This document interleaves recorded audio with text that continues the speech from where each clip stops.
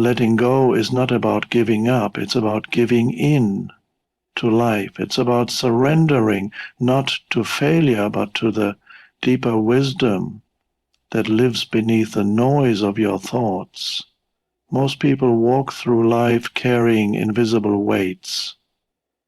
They hold on to what no longer serves them, old stories, past relationships, regrets, expectations, pain, like armor, thinking it protects them, but in truth it binds them. There was a man once, a successful entrepreneur who built a thriving business from scratch.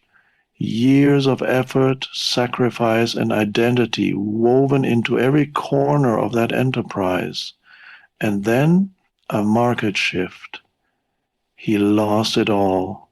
For months he spiraled. The pain of loss didn't just come from the money, it came from the illusion that who he was attached to what he had built. Until one morning, sitting alone with nothing left to control, he felt something different, space, a stillness, and in that silence something new arose. Not a thought, not a strategy, but a presence, a realization. I am not what I lost. I am the awareness that remains. You see, letting go is not passive, it's not weak.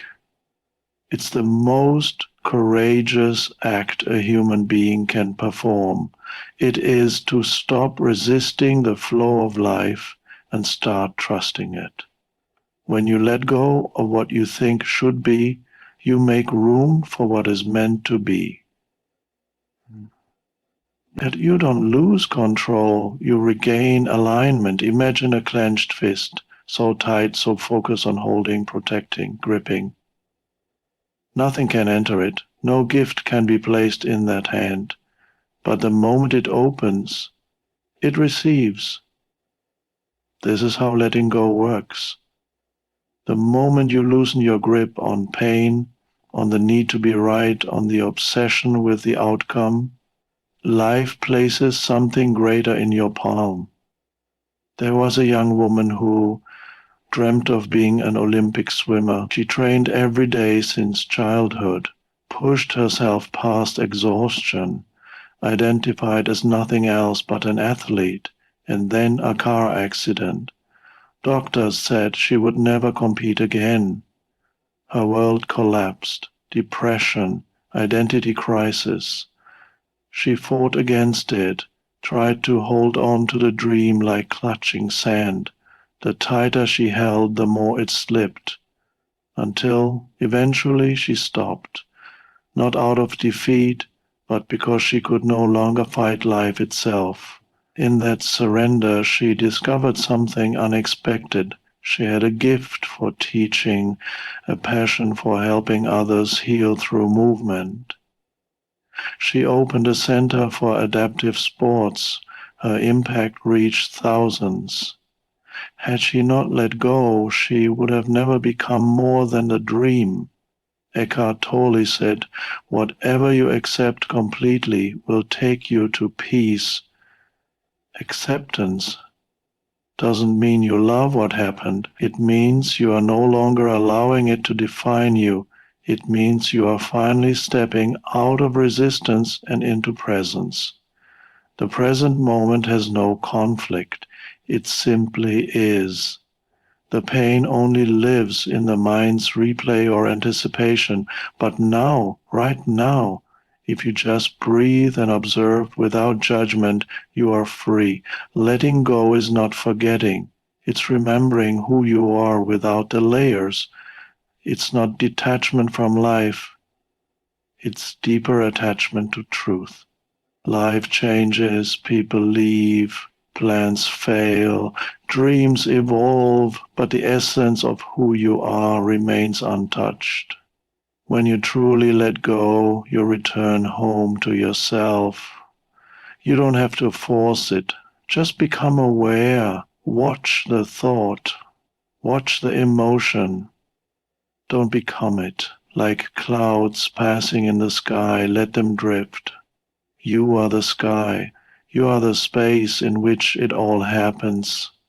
Letting go is not the end, it is the beginning of everything real. Letting go is not giving up, it's giving in to life's deeper intelligence. This distinction is everything. Most people associate letting go with loss, with surrender in the sense of defeat. But true surrender is an awakening.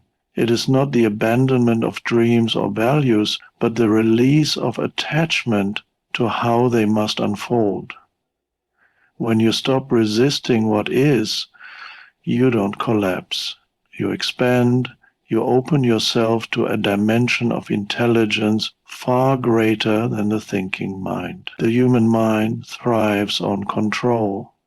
It creates stories, plans, expectations, all in an effort to shield itself from uncertainty. But life was never meant to be controlled.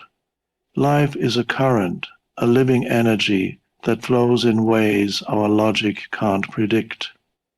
The need to constantly force outcomes, to cling to identities and circumstances, is what generates stress, anxiety, and inner conflict. Yet we do it because we fear what will happen if we don't.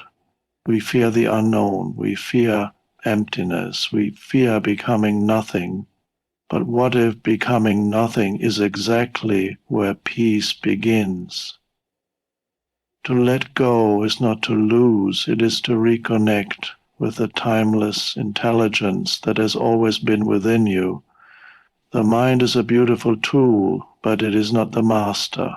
When you give in, not to despair, but to the truth of the present moment, you begin to operate from a place beyond fear.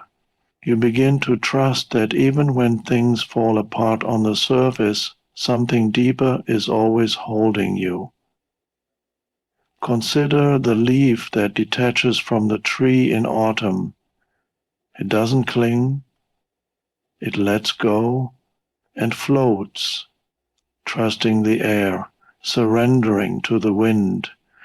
There is a quiet grace in its fall, not because it is defeated, but because it is part of a rhythm far more ancient and wise than its individual will. You too are part of that rhythm.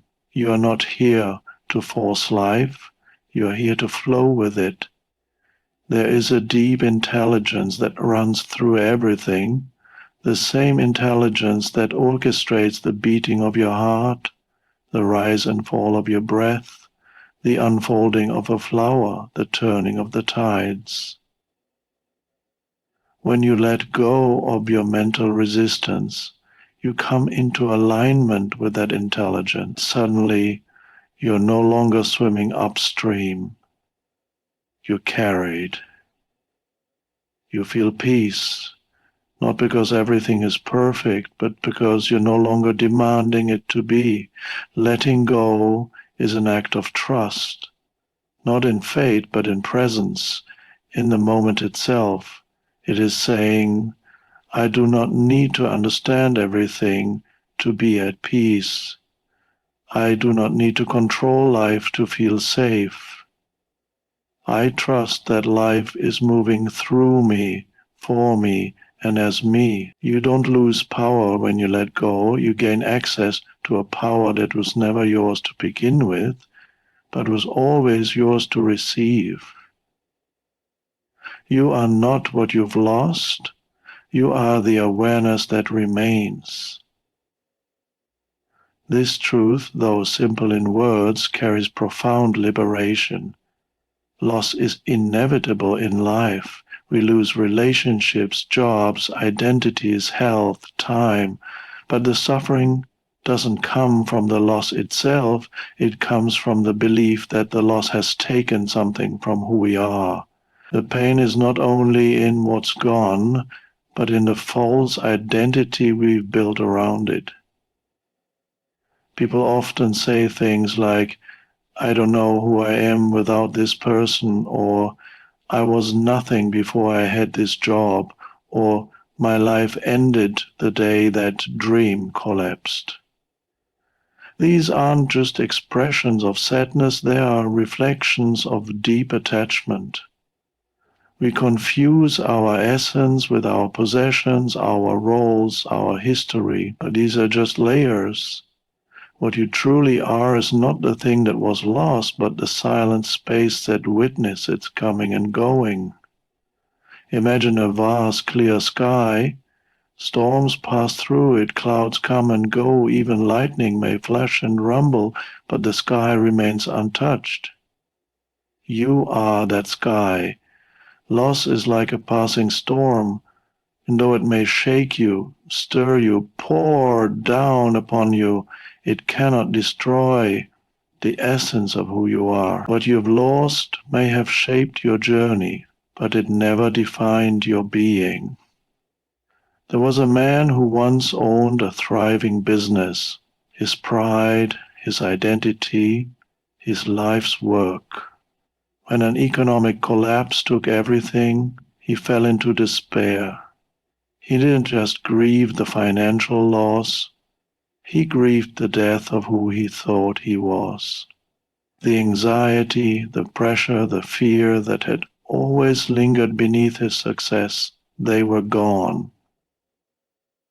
What remained was a stillness, a presence, a gentle awareness that said, "You are still here, and you are more than what was built and lost." This awareness is not emotional numbness. It's not detachment from life. On the contrary, it is life itself, fully awake. When you discover that who you are is not tied to any outcome, you become free. You're no longer clinging to things that change, to roles that fade, to people who leave. You are rooted in the eternal part of you, the part that watches, that breathes, that loves without condition. Loss can be painful, yes, and it's okay to grieve, but grief is not who you are. Identity formed around pain is a trap. When you say, "I am broken," you close yourself inside a story that forgets your wholeness. But when you realize, "I am the one aware of this pain," you step back into truth. You become the sky again. You have not been diminished. What is real in you cannot be lost. The awareness that remains is vast, peaceful, unshakable. And from this awareness, you can begin again, not as someone trying to reclaim the past, but as someone newly awake to the depths of their being. The tighter you cling, the more you suffer. The moment you open your hand, life begins to give. It's a paradox that becomes clearer only when truly lived. We spend much of our lives gripping tightly, gripping people, ideas, control, identities, expectations, believing that if we hold on just a little longer, push a little harder, things will fall into place. But what if the very act of clinging is what blocks the flow we so desperately seek? Picture a hand clenched tightly around a stone. Over time, the hand grows sore, fatigued, even injured, but the person refuses to release it. Why? Because the mind says, "This stone is important. Without it, I am incomplete." And yet the hand was designed to hold and release, not to grasp indefinitely. Likewise, your spirit is not designed to clutch, to hoard, to resist the changing tides of life. Your true nature is spacious, fluid, open. But when we identify with what we hold, whether it's a relationship, a job, or a dream, we begin to believe we are what we grip. And so, letting go feels like death. But in truth, it is rebirth. We often cling because we are afraid that if we release what we've been holding, there will be nothing left. But that fear is born from a misunderstanding. Life is not waiting to take from you, it's waiting to give to you. But it cannot pour into a vessel that is already full. Letting go is not about losing, it is about creating space for something new. It is about releasing the illusion of control so that a deeper order can emerge. There was once a woman who had spent years in a relationship that no longer brought her joy or growth. She stayed not out of love, but out of fear. Fear of being alone, of starting over, of letting go of the familiar. Every day she carried the weight of that connection like armor, and yet, when she finally chose to release it, not with bitterness, but with acceptance, something shifted. At first there was pain, uncertainty, silence. But slowly clarity arose. She began to hear her own voice again. The space she had feared became sacred. In letting go, she didn't lose herself. She found herself. The act of unclenching is powerful. It does not mean you no longer care. It means you trust. It means you are no longer trying to force outcomes, manipulate people, or resist life's natural unfolding. You begin to see that what is truly meant for you does not need to be held so tightly. It stays not because you grip it, but because it belongs. And what leaves, it was never yours to hold in the first place. There is grace in the open hand. There is wisdom in the soft heart. And there is freedom in surrender, not to fate, but to the deeper intelligence of life. When you open your hand, you open your soul. And in that opening, life can finally breathe through you. Real freedom begins where control ends. It's a truth that challenges everything the mind believes. It needs to feel safe. We are taught from an early age that control is strength, that to plan, to manage, to grip tightly to every aspect of life is not only responsible but necessary. We try to control our future, our image, our relationships, our success, and when things don't go according to plan, we panic. We tighten our grip, we double down on effort, but slowly, without realizing it, we become prisoners of our own need for control. Control is seductive. It offers the illusion of security, but like sand slipping through fingers, the more you try to hold it, the more it escapes. Control does not create peace, it creates tension. You can feel it in the body, the clenched jaw, the tight shoulders, the shallow breath. It creates a constant low hum of anxiety, because underneath all control is fear, fear of uncertainty, fear of chaos, fear of vulnerability. But life was never meant to be tamed. It was meant to be lived, felt, experienced, not managed like a spreadsheet. True freedom comes not when everything is predictable, but when you no longer need it to be. It arises when you stop trying to make life fit your agenda and instead trust in its unfolding. This does not mean you become passive or careless. It means you move with life, not against it. You act, but you don't cling. You plan, but you don't panic. You let life breathe. There was a young artist who dreamed of making a name for herself. She created not from inspiration, but from strategy. She tried to control every detail, her brand, her posts, her audience. She watched the numbers, chased trends, studied algorithms. And though she achieved some success, it never felt real. It drained her. The joy of creating was gone. One day, overwhelmed, she stepped away, not out of failure, but out of exhaustion. In the stillness that followed, something shifted. She began painting again, not to impress, not to sell, but to feel, to connect, to be present. And in that freedom, her most authentic work emerged. People felt it, and everything changed, not because she controlled it, but because she released the need to. Letting go of control is not resignation, it is trust. It is saying, I don't need to micromanage the universe to feel whole. I trust the intelligence that breathes through me, that guides the seasons, that orchestrates the stars. I trust the unknown. I trust the timing.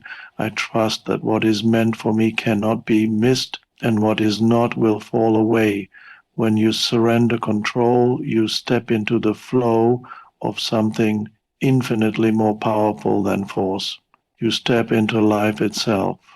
And there, in that surrendered space, real freedom begins.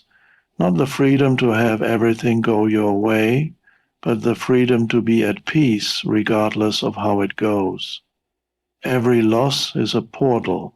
What looks like the end is often life creating space for something greater. In the moment of loss, it rarely feels that way. It feels like everything has collapsed, the foundation of what you knew, what you counted on, what you loved, suddenly gone. There's pain, confusion, and often silence. A silence so vast, it feels as though life itself has paused. And yet in that silence, something begins to stir. Something deeper than thought, older than memory. That something is possibility. Loss has a way of stripping us bare.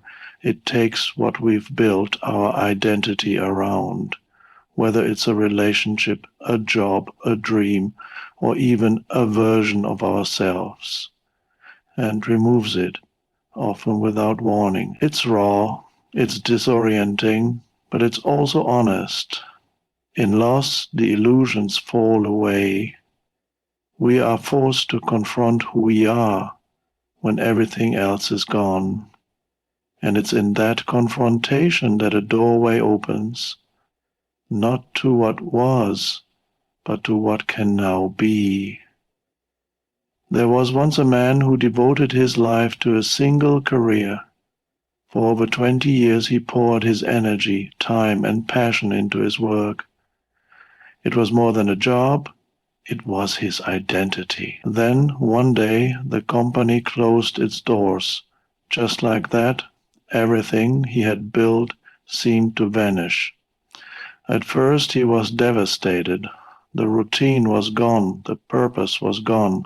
He felt invisible. But slowly, in the quiet of those empty days, he noticed something. A part of him that had long been silenced began to speak. He remembered his love for music, long buried beneath responsibilities. He picked up his guitar again just to play. That small act awakened something. Within a year he was teaching, performing, and inspiring others. Something his old life never allowed space for. What he thought was an end was the beginning of the truest expression of who he was. Life often removes the structures we cling to, not to punish us, but to liberate us. What we call loss may actually be realignment. What feels like failure may be the precise redirection needed to return us to ourselves. The mind fears the unknown, but the soul knows the way. Every loss offers a choice. We can collapse into despair, or we can step through the doorway it reveals. That doorway may lead into discomfort, into a place where we don't yet understand the why or how, but it always leads toward growth. toward truth, toward awakening. To see loss not as a void but as a portal is to reclaim your power. You stop asking, why is this happening to me? And begin asking, what is this trying to reveal in me? That shift in perception changes everything, because suddenly life is not taking from you, it is transforming you. And through that transformation, something new is born, not a return to who you were, but an emergence into who you're here to become. Pain thrives in time. Healing happens in presence. This truth is both subtle and profound. Pain, in its purest form, is not just the wound itself. It is the mind's attachment to the wound. It is a constant revisiting of what happened, the reimagining of how things could have been, the fear of what might come next. Pain stretches across time because the mind keeps it alive. It replays old stories, projects imagined futures, and loops endlessly through scenarios looking for resolution in a place where resolution can never be found. In thought, the past is a memory, the future is a mental construct. Neither are real in this moment. And yet, most suffering is born from our unwillingness to release these illusions. We say, I was hurt, but what we often mean is, I keep reliving the hurt. We say, I'm afraid, but often it's not danger we face, it's our imagination running wild into things that haven't happened. Time becomes a prison when we live outside of the now, and pain, like a shadow, follows us wherever our mind drags us.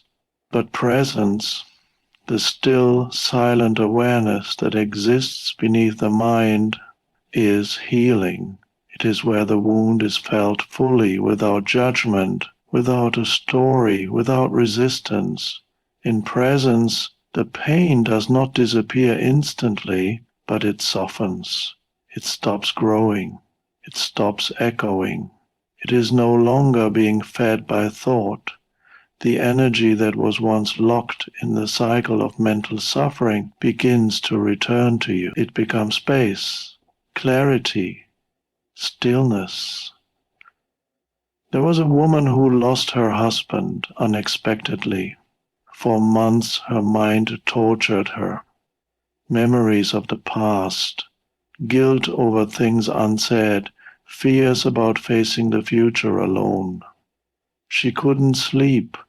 She couldn't breathe without being haunted by what was and what might never be again. One evening, unable to bear it any longer, she sat on the floor, closed her eyes, and for the first time she allowed herself to feel the grief. Not think about it, not analyze it, but simply sit with it. No story, no resistance, just presence. And in that space something shifted. The grief didn't vanish, but it stopped multiplying. It became quieter, more honest. For the first time she felt not broken, but whole enough to hold the pain without being consumed by it. The present moment is not just a moment in time, it is a doorway to peace.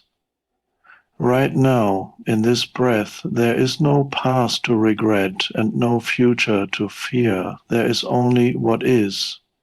And what is, no matter how heavy, can be met with grace when we stop running from it. Pain cannot survive long without time. Thought feeds it, multiplies it, stretches it, but presence dissolves it. Not because the pain was never real, but because you are more real than the pain. You are the awareness that sees it, holds it, and ultimately outlives it. Healing does not come from forgetting. It comes from remembering who you are, beyond the story. And that remembrance only happens here, now. When you let go of the story, You meet the truth. The story is seductive. It gives shape to your pain, identity to your suffering, and purpose to your blame. It says, this is who I am because of what happened. The mind creates these narratives to make sense of experiences, especially the ones that hurt. But the longer we hold onto the story, the further we drift from the truth that lives in the present moment, silent, unchanging, and free. The story is never just about what happened. It is layered with interpretation, judgment, emotion, and identity. Something painful occurs, a betrayal, a loss, a failure, and the mind immediately begins weaving meaning. They did this to me because I wasn't enough. I always lose what I love. I can't trust anyone. These are not facts. These are conclusions drawn through the lens of fear and woundedness. And once the story takes root, it colors everything. It becomes the lens through which we see the world, ourselves, and our future. But the truth is not a story. The truth is presence. It does not blame, explain, or dramatize. It simply is. It says something happened, it hurt, but that pain is not who you are. It was an experience, not an identity. The story wants to define you by the wound. The truth wants to free you from it. There was once a man who carried the story of betrayal for over a decade. A friend had deceived him, and the pain of that moment became the seed of a narrative. People can't be trusted. I always end up alone. That belief quietly influenced every connection he made after that. He held back, kept his heart guarded, waited for the inevitable disappointment. Then one day, during a silent retreat, he was guided not to think about the betrayal, but to sit with the raw feeling of it, without language, without interpretation, just sensation. He felt a deep ache in his chest. He felt grief, not just for the betrayal, but for the years he had spent closing himself off. In that space of stillness, he saw clearly. The story had not protected him, it had imprisoned him, and in seeing that, something broke open, not a breakdown, but a release. The story dissolved, the pain softened, the truth emerged, not as a thought, but as a quiet knowing. I am still whole. Letting go of the story doesn't mean forgetting what happened. It means releasing the identity you built around it. It means no longer needing to be the victim, the villain, or the survivor. It means returning to the spaciousness of your true self, the one who is untouched by the narrative. In the absence of story, truth has room to rise. And that truth is not loud. It is still. It does not argue or justify, it simply reveals. You are not what you've been through, you are the awareness that witnessed it all. And the moment you stop clinging to the narrative, that awareness becomes your home again. In that space, healing begins. Not through understanding, but through being. Letting go is not about forgetting. It is about remembering who you are without the weight. So often we confuse release with erasure, as if to let go means to deny, to pretend it never happened, to bury the memory so deep that it loses its meaning. But the truth is, what you let go of isn't the experience, it's the heaviness you've wrapped around it. You release the attachment, not the memory. You release the suffering, not the wisdom. And in that release, you don't lose yourself, you find yourself again. There's a kind of sacred clarity that arises when you allow the past to be what it was without dragging it into what is. You don't have to carry the pain of every disappointment, betrayal, or mistake like a badge or a burden. The past shaped you, yes, but you were never meant to live inside it. You were meant to grow from it, not grow into it. Imagine carrying a heavy backpack filled with every heartbreak, every regret, every failure you've ever experienced. You've grown so used to its weight that you've forgotten what it feels like to walk freely. You begin to think that the heaviness is part of who you are, but the moment you set it down, not by force, but by grace, you remember. You remember how light feels. You remember what it means to breathe without effort, to move without dragging yesterday behind you. There was once a woman who had endured a painful divorce after years of emotional turmoil. She held on to it for years. Not the love, but the grief, the resentment, the story. It became part of her identity. She would say, "This is what made me who I am." But one day, while walking alone in nature, she paused. The trees stood silent, the air still, and she realized nothing in this moment required her to be anyone other than who she was. Not a victim, not a survivor, just a presence. In that stillness, something within her loosened. She didn't forget the story, but she no longer needed to be defined by it. She allowed herself to carry the lesson, but not the weight. That moment was her liberation.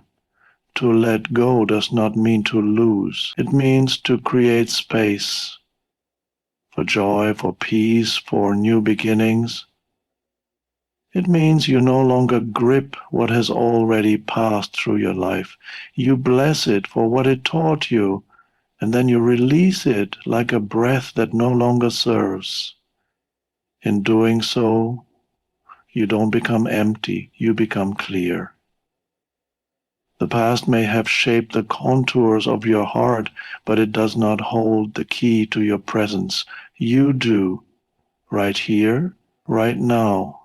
The moment you choose to remember yourself apart from the weight you've been carrying, you step back into the truth of your being, not as someone who has lost, but as someone who has returned. Return to lightness, return to freedom, return to yourself.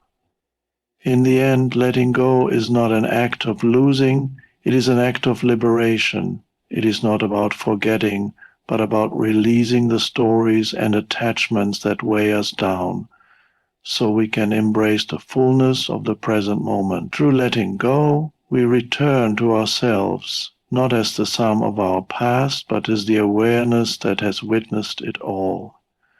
Every pain, every loss, every moment of doubt, when seen through the lens of presence, becomes an opportunity for growth. The truth is that the more we let go, the more we receive. When we relinquish the need to control, to define, to hold on, we make space for the new, the unexpected, and the infinitely more expansive possibilities of life. It is in this release that we find true freedom. Freedom not from life's challenges, but freedom to live them fully with presence and peace. The moment you stop clinging to what was, you open the door to what can be. And in that openness, you discover the power of being, untethered, clear and alive. Let go, not because you are weak, but because you are strong enough to surrender to life as it is. Let go, not because you are afraid, but because you trust in the wisdom of the present moment.